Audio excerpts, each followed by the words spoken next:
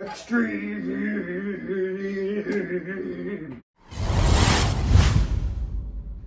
Welcome back to FTW Tech. I'm your host Isaiah, and today I'm going to be talking about the Gigabyte AORUS XTREME NVIDIA GeForce RTX 2080 Ti. Nailed it. So that's what I'm going to be talking about. It's the AORUS 2080 Ti. It was over the MSRP, but it actually wasn't crazy over the MSRP. To give Gigabyte some credit, it was reasonable in terms of markup over the real MSRP of $1,200. We'll get to that later. So we're gonna be talking about my personal graphics card, which is the AORUS 2080 Ti. I really don't have anything to say anymore. Well, it's old now. It's old, it's obsolete, just throw it in the trash now. It's a great card. The conclusion of this video is going to be relatively positive.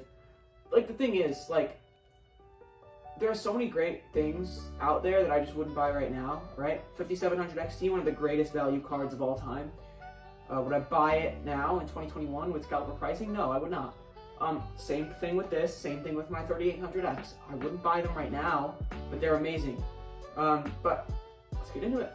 The RTX 2080 Ti launched over 2 years ago in September 2018. It had a supposed MSRP of $1,000, but the real MSRP ended up being around $1,200. 2080 Ti cards can now be found on eBay for a minimum of $1,000, and I got my AORUS card a few months ago used for $850, not including shipping and tax.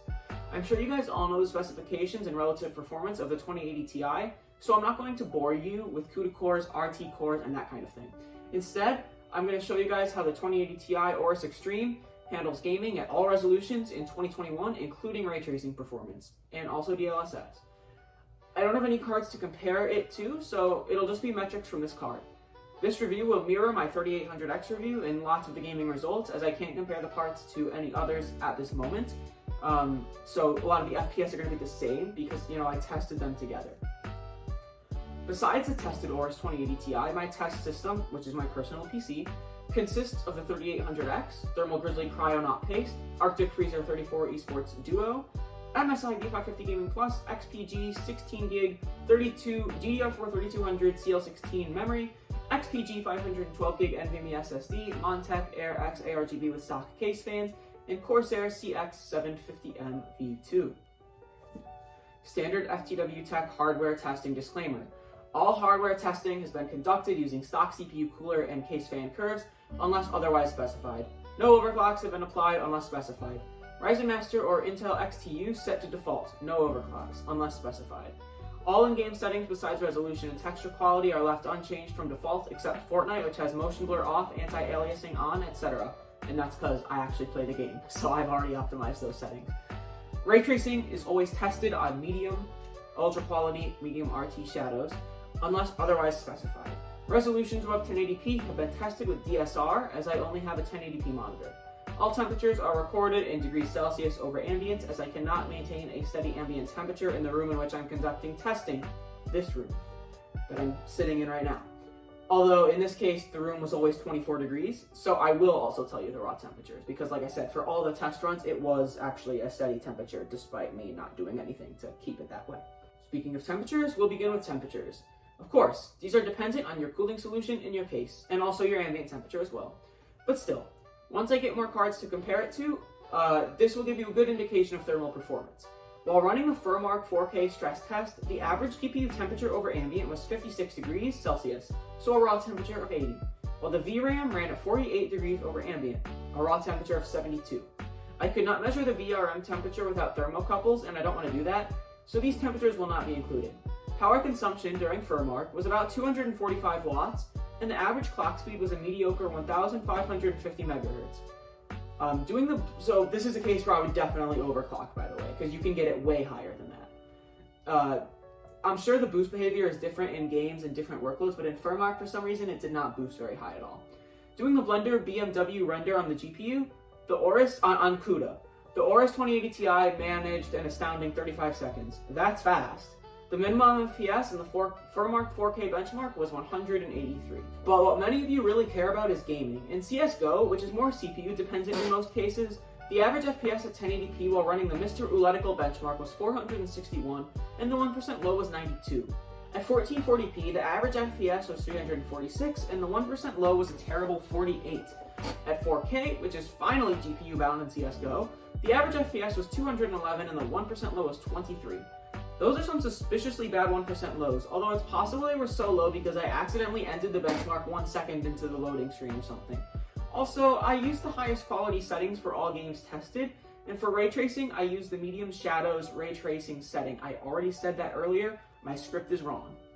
In Shadow of the Tomb Raider, the average FPS at 1080p was 126 and the 1% low was 73.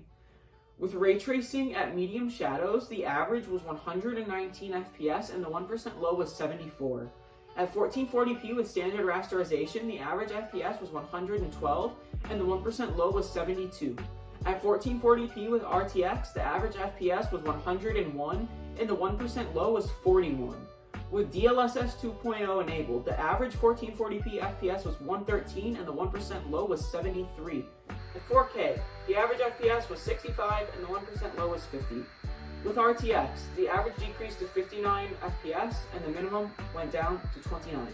With DLSS 2.0, the average FPS was 81 and the minimum was 55 FPS. Fortnite is a pretty easy game to run, but it now has RTX and DLSS, so that's nice. I tested just standard rasterization in this title, however. I used the AORUS Creative benchmark, which is in no way indicative of standard Fortnite gameplay, as it's much harder to run than a normal public match. At 1080p, the average FPS was 110, and the minimum, not 1% low, was 87. At 1440p, the average FPS was 74, and the minimum was 57. At 4K, the average FPS was 38, and the minimum was 27. Now, I only use the AORUS benchmark because it is easily replicable, whereas in a standard public match, you can't really replicate the gameplay exactly, so that's why I used a synthetic benchmark within a real-world game. So with the AORUS benchmark, it's more so to get a gauge of, like, does Fortnite have really good 1% lows or really bad 1% lows, and obviously when you've got other cards to compare it to, the way it scales within that game percentage-wise, you'll still be able to determine that, even based on the AORUS benchmark. Last up is the game's averages, standard rasterization only, which don't matter too much until I get a GPU to compare this to on the charts. AIB partners, hit me up. The 1080p average FPS across all three titles was 232 and the minimum / 1% low was 84.